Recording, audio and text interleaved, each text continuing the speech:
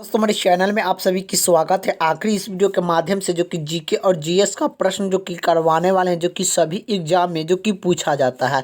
आप किसी भी एग्जाम की तैयारी कर रहे हैं तो जीके और जीएस से प्रश्न आप लोग का एग्जाम में जो कि देखने को मिलता है। तो आखिरी इस वीडियो के माध्यम से जो कि जीके और जीएस का प्रश्न जो कि करवाने वाले हैं, तो इस वीडियो को शुरू से अंत तक देखिए, तभी आप लोग को समझ में आएगा। तो चलिए आखिर जीके और जीएस से कैसा प्रश्न आप लोग का एग्जाम में जो कि देखने को मिलता है। पहला प्रश्न क्या पूछ रहा है, भारतीय संविधान में कुल कितने भाग है। तो भारतीय संविधान में कुल कितने भाग है, तो भारतीय संविधान में कुल कितने भाग है, तो 22 भाग है। तो भारतीय संविधान में कुल कितने भाग है, तो 22 भाग है। यहीं आप लोग का बात करें कि भारतीय संविधान में कुल कितने अनुच्छेद है, यहीं आप लोग का कुल कितने अनुच्छेद पूछेगा। तो भारतीय संविधान में कुल कितने अनुच्छेद है, तो अनुच्छेद आप लोग का 395 अनुच्छेद है। 395 अनुच्छेद जो कि भारतीय संविधान में है। और यही पूछेगा कि भारतीय संविधान में जो कि कितना अनुसूची है, तो भारतीय संविधान में जो कि कितना अनुसूचियाँ है, तो आखिर आप लोग क्या बताइएगा कि भारतीय संविधान में कितना अनुसूची है। तो अनुसूची की बात करें, अनुसूची कितना है, तो अनुसूची की बात करें तो यह जो कि 8 अनुसूची है। यही भाग कितना है, तो भाग आप लोग का जो कि भारतीय संविधान में 22 भाग है। और अनुच्छेद कितना है, तो 395 अनुच्छेद है। और अनुसूची कितना है भारतीय संविधान में, तो 8 अनुसूची है। यही आप लोग का बात करें, यह जो कि भारतीय संविधान में है और वर्तमान में कितना कितना अनुच्छेद है, कितना भाग है और कितना अनुसूचियाँ है, ये सब वर्तमान में कितना है। तो आखिर आप लोग चलिए वर्तमान में भी आप लोग का जान लीजिए। तो भारतीय संविधान में वर्तमान में जो कि कितना भाग है, वर्तमान में कितना भाग है, तो ये भी आप लोग का याद होना चाहिए। तो वर्तमान में जो कि कितना भाग है भारतीय संविधान में, वर्तमान में जो कि 25 भाग है। वर्तमान में कितना भाग है, तो 25 भाग है। लेकिन आप लोग का बता दें, यही आप लोग का अनुच्छेद कितना है वर्तमान में, अनुच्छेद वर्तमान में कितना है। तो भारतीय संविधान के वर्तमान में कितना अनुच्छेद है, तो 468 अनुच्छेद है। यही आप लोग का बात करें कि जो कि अनुसूचियाँ कितना है, तो अनुसूचियाँ भारतीय संविधान के वर्तमान में जो कि कितना है, तो 12 अनुसूचियाँ है। 12 अनुसूचियाँ है, ये भी आप लोग का जान लीजिए। तो भारतीय संविधान में वर्तमान में कितना भाग है, तो 25 भाग है। और भारतीय संविधान में जो कि वर्तमान में कुल कितने अनुच्छेद हैं, तो कुल कितने अनुच्छेद है, 300 जो कि 468 है। और यही बात करें कि भारतीय संविधान में वर्तमान में कुल कितने अनुसूचियाँ हैं, तो 12 अनुसूचियाँ हैं। तो इसी तरह वर्तमान में ये सब इतना इतना है। और पहले जो बताए हैं वह जो कि संविधान बनाया गया था उस समय के जो कि उतना उतना है, आप लोग को और याद होना चाहिए। तो इसका राइट आंसर ऑप्शन जो कि सी हो जाएगा, 22 हो जाएगा। भारतीय संविधान में कुल कितने भाग है, तो 22 भाग है। इसका राइट आंसर ऑप्शन जो कि सी हो जाएगा। अगले का प्रश्न क्या पूछ रहा है, इनकलाब जिंदाबाद का नारा किसने दिया। तो इनकलाब जिंदाबाद के नारा किसने दिया, तो इनकलाब जिंदाबाद का नारा किसने दिया था, तो यह जो कि किसने दिया था, तो भगत सिंह ने दिए थे। इनकलाब जिंदाबाद के नारा किसने दिया था, भगत सिंह ने जो कि दिए थे। इसका राइट आंसर ऑप्शन जो कि सी हो जाएगा। अगले का प्रश्न की बात करें, अगले का प्रश्न क्या पूछ रहा है कि भारतीय संसद के कितने सदन हैं। तो भारतीय संसद के कितने सदन हैं, तो भारतीय संसद के कितने सदन हैं, तो 2 सदन हैं। एक होता है, 2 सदन कौन कौन होते हैं, तो एक होता है लोकसभा, क्या, एक होता है लोकसभा, एक होता है राज्यसभा। तो भारतीय संसद के कितने सदन होते हैं, तो 2 सदन होते हैं। कौन, 2 सदन होते हैं। कितने, 2 सदन होते हैं। एक होता है लोकसभा, एक होता है राज्यसभा। तो इसका राइट आंसर ऑप्शन जो कि डी हो जाएगा। अगले का प्रश्न की ओर चलते हैं। अगले का प्रश्न क्या पूछ रहा है कि भारतीय संसद के कितने अंक है, अंग है। तो भारतीय संसद के कितने अंग है, तो यह जो कि 3 अंग है। कौन कौन 3 अंग है आप लोग का, ये भी आप लोग का याद होना चाहिए। एक होता है लोकसभा, एक होता है लोकसभा, एक होता है राज्यसभा,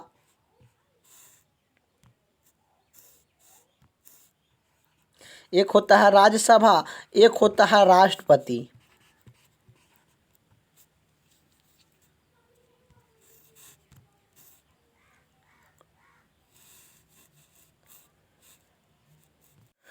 तो राष्ट्रपति आप लोग का एक होता है, आप लोग का ये भी आप लोग का याद होना चाहिए।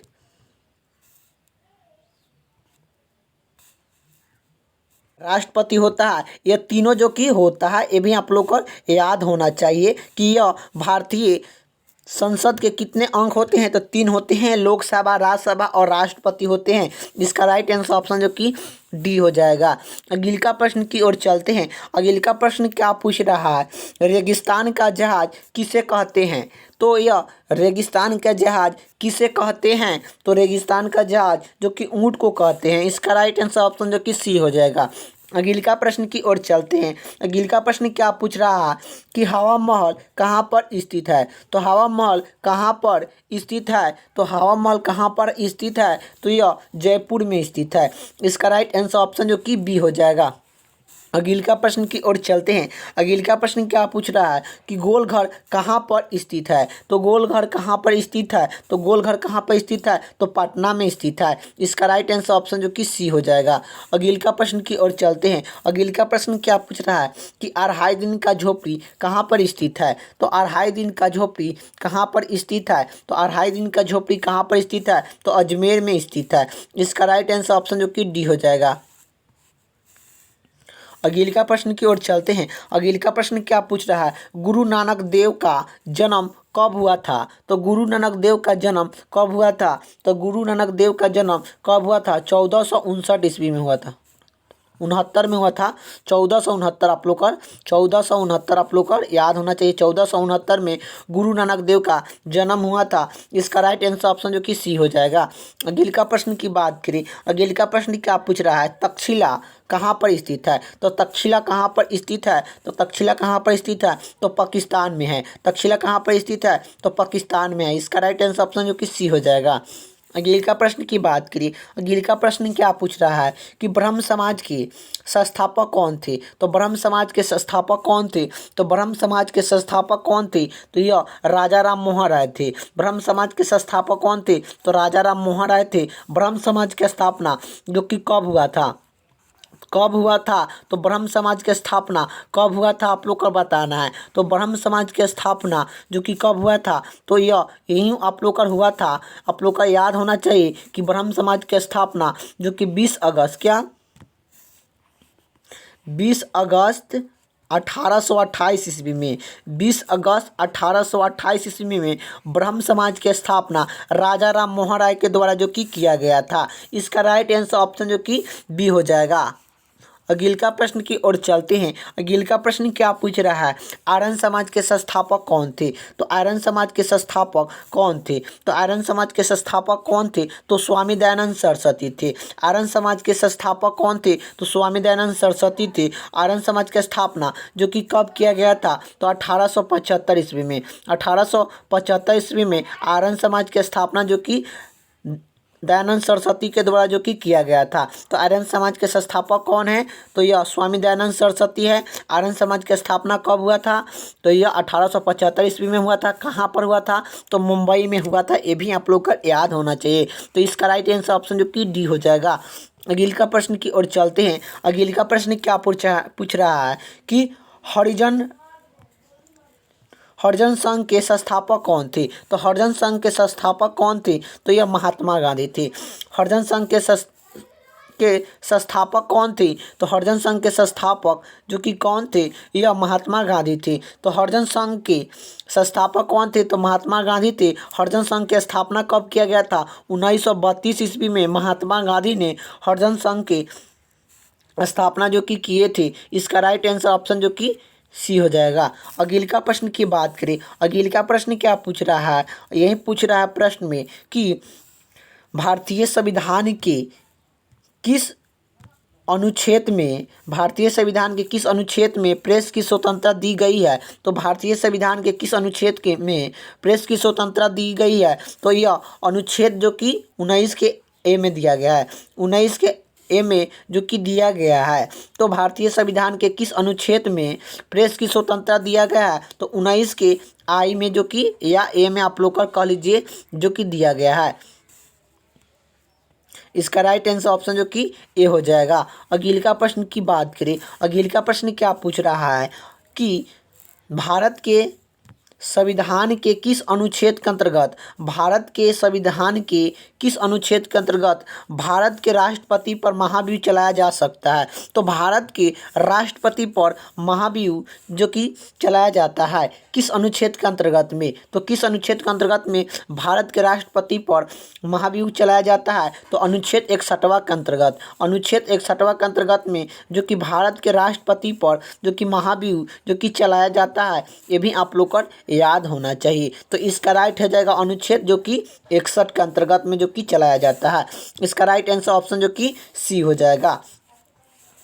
अगले का प्रश्न की ओर चलते हैं। अगले का प्रश्न क्या पूछ रहा है कि अगले का प्रश्न ये पूछ रहा है कि आप लोग का जो कि संविधान के किस अनुच्छेद में, संविधान के किस अनुच्छेद में जो कि उपराष्ट्रपति पद का प्रावधान दिया गया है? संविधान के किस अनुच्छेद के अंतर्गत में संविधान के किस अनुच्छेद में जो कि उपराष्ट्रपति पद का प्रावधान दिया गया है? तो संविधान के किस अनुच्छेद में जो कि उपराष्ट्रपति पद का प्रावधान दिया गया है? तो अनुच्छेद 63। अनुच्छेद 63 में उपराष्ट्रपति का पद का प्रावधान जो कि दिया गया है। इसका राइट आंसर ऑप्शन जो कि अनुच्छेद 63 हो जाएगा। इसका राइट आंसर ऑप्शन जो कि बी हो जाएगा। अगले का प्रश्न क्या पूछ रहा है कि RH फैक्ट का संबंध किससे है? तो RH फैक्ट का संबंध किससे है आप लोग को बताना है। तो RH फैक्ट का संबंध, RH फैक्ट का नाम किससे संबंधित है? तो RH फैक्ट का नाम किससे संबंधित है? तो RH फैक्ट का नाम किससे संबंधित है? तो बंदर से है। इसका राइट आंसर ऑप्शन जो कि सी हो जाएगा। अगले का प्रश्न की ओर चलते हैं। अगले का प्रश्न क्या पूछ रहा है कि पेसमेकर का संबंध किससे है? तो पेसमेकर का संबंध किससे है? तो पेसमेकर का संबंध जो कि हृदय से है। तो पेसमेकर का संबंध जो कि किससे है? तो हृदय से है। इसका राइट आंसर ऑप्शन जो कि ए हो जाएगा। अगले का प्रश्न क्या पूछ रहा है कि सोते समय रक्तचाप में क्या परिवर्तन होता है? तो सोते समय रक्तचाप में क्या परिवर्तन होता है? तो सोते समय रक्तचाप में क्या परिवर्तन होता है? तो यह जो कि घट जाता है। सोते समय रक्तचाप में क्या परिवर्तन होता है? तो रक्त को जो कि घट जाता है। तो सोते समय रक्तचाप में क्या परिवर्तन होता है? तो घट जाता है। आप लोग को याद होना चाहिए। तो यह इसका राइट आंसर ऑप्शन जो कि बी हो जाएगा। यही आप लोग का बात करें कि दौड़ते समय क्या, दौड़ते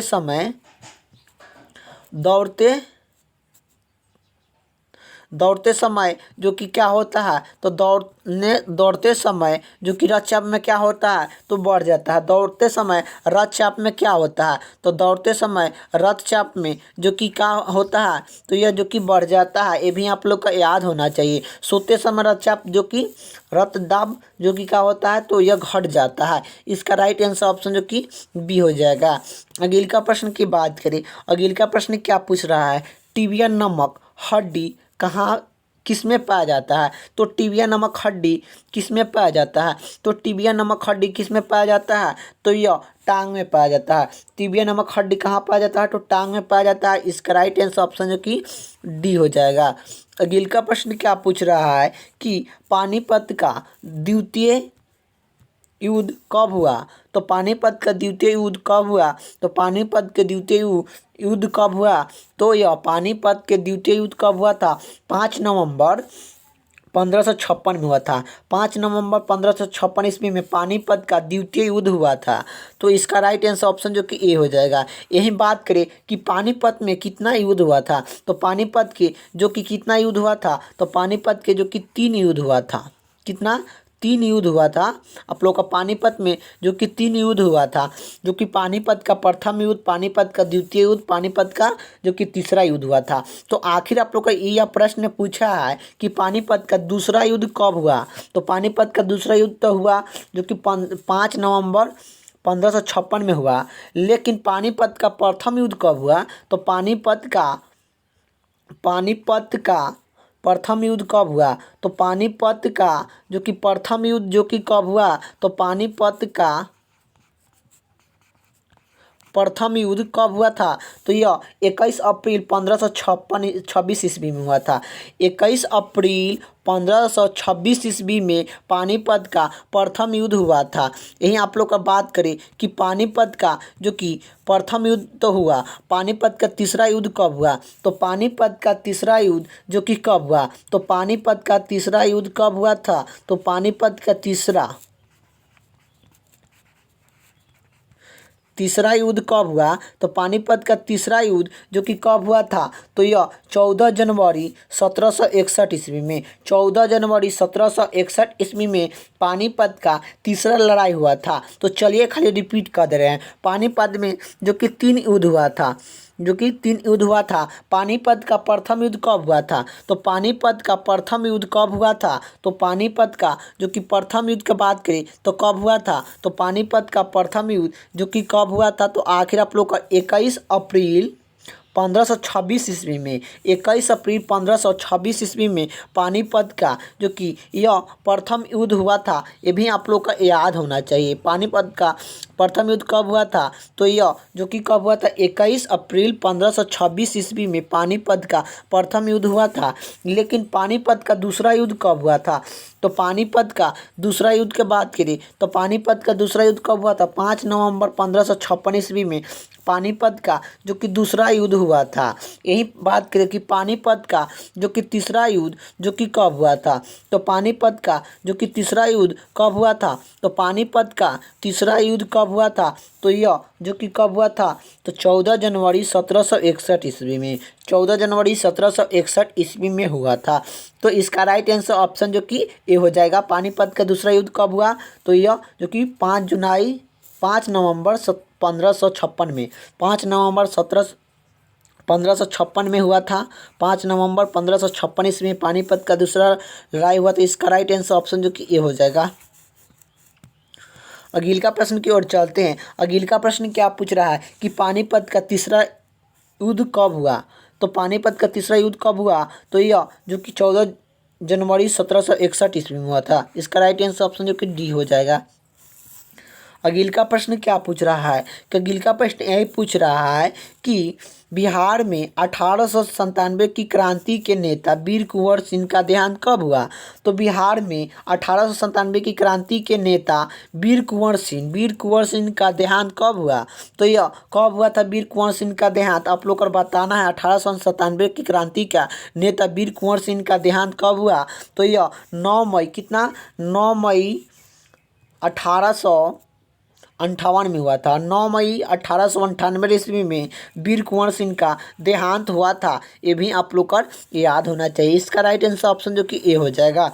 अगले का प्रश्न की बात करें। अगले का प्रश्न क्या पूछ रहा है कि 1897 का विद्रोह कहाँ से प्रमित हुआ? तो 1897 की क्रांति 1897 का विद्रोह कहाँ से प्रमित हुआ?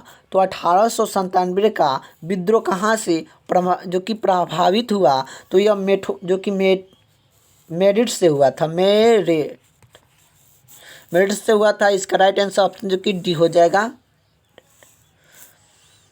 अगले का प्रश्न की ओर चलते हैं। अगले का प्रश्न क्या पूछ रहा है कि 1897 की क्रांति का चीन का निश्चित क्या किया गया था?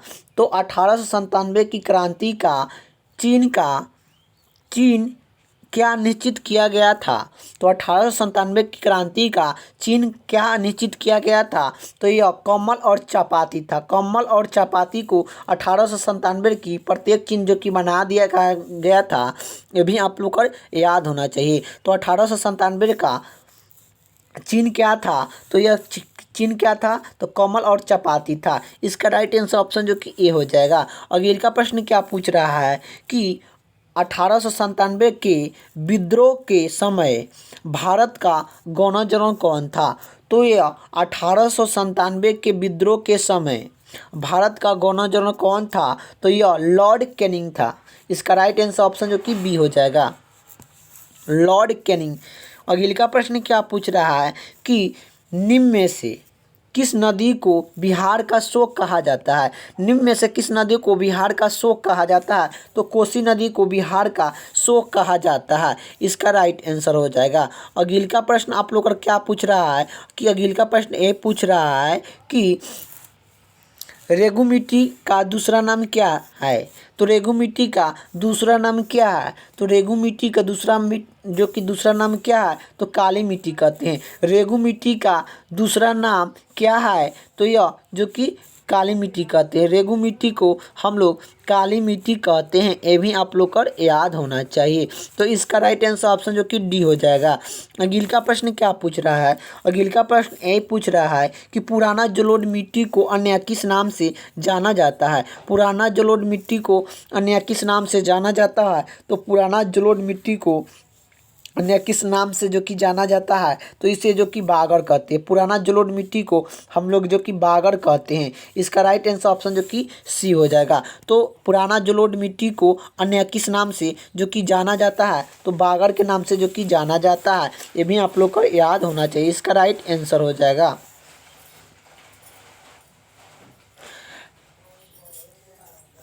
अगले का प्रश्न क्या पूछ रहा है कि भारत में हरी क्रांति का जनक किसे माना जाता है? तो भारत में हरी क्रांति का जनक किसे माना जाता है? तो डॉक्टर एम.एस. नाथ स्वामी को भारत में हरी क्रांति का जनक माना जाता है। इसका राइट आंसर ऑप्शन जो कि सी हो जाएगा।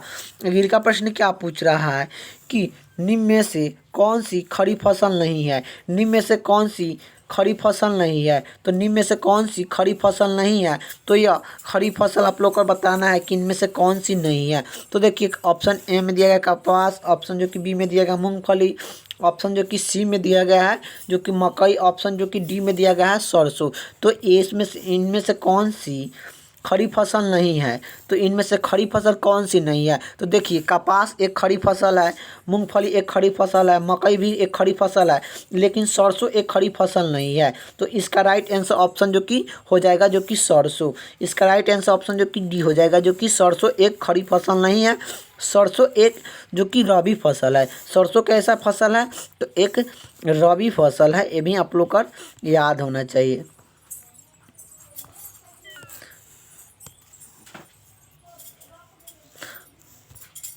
अगले का प्रश्न क्या पूछ रहा है? भारत में सबसे ज़्यादा गेहूँ किस राज्य में पैदा होती है? तो भारत में सबसे ज़्यादा किस राज्य में गेहूँ सबसे ज़्यादा पैदा होती है? तो यह किस राज्य में होता है? तो यह जो कि पश्चिम बंगाल में होता है।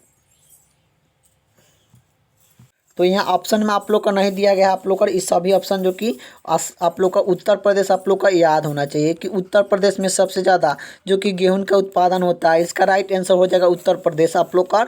तो भारत में सबसे ज़्यादा गेहूं किस राज्य में पैदावार होती है? तो उत्तर प्रदेश में होती है। इसका राइट आंसर हो जाएगा। इसमें से ऑप्शन आप लोग का नहीं दिया गया है, तो इसका राइट आंसर आप लोग का उत्तर प्रदेश आप लोग का याद रहना चाहिए। अगले का प्रश्न क्या पूछ रहा है? निम्नलिखित में से कौन सी नागदा फसल है? निम्नलिखित में से कौन सी नागदा फसल है? तो निम्नलिखित में से कौन सी नागदा फसल है? तो मकई एक नागदा फसल है। मकई एक नागदा फसल है। इसका राइट आंसर ऑप्शन जो कि बी हो जाएगा। मकई यह नागदा फसल है। अगले का प्रश्न की बात करें। अगले का प्रश्न क्या पूछ रहा है? भारत की पूर्व से पश्चिम तक की लंबाई कितनी है? तो भारत के पूर्व से पश्चिम तक की लंबाई कितनी है? तो भारत के पूर्व से पश्चिम तक की लंबाई कितनी है? तो 2933 किलो 2933 किलो जो कि है 2933 किलो जो कि है आप लोग का याद होना चाहिए। इसका राइट आंसर ऑप्शन जो कि ए हो जाएगा। अगले का प्रश्न क्या पूछ रहा है? भारत की तटरेखा की लंबाई कितनी है? तो भारत की तटरेखा की लंबाई कितनी है? तो भारत की तटरेखा की लंबाई जो कि कितनी है? 6100 है। 6100 किलो है। 6100 किलो में जो कि है भारत की तटरेखा की लंबाई। तो भारत की तटरेखा की लंबाई कितनी है? तो 6100 किलो है। इसका राइट आंसर ऑप्शन जो कि बी हो जाएगा। तो अगले का प्रश्न की ओर चलते हैं। इतना ही प्रश्न आप लोग का रहने देते हैं। तो आखिर आप लोग का जो कि वीडियो कैसा लगा कमेंट बॉक्स में बताइएगा। वीडियो अच्छा लगे तो लाइक कर दीजिएगा।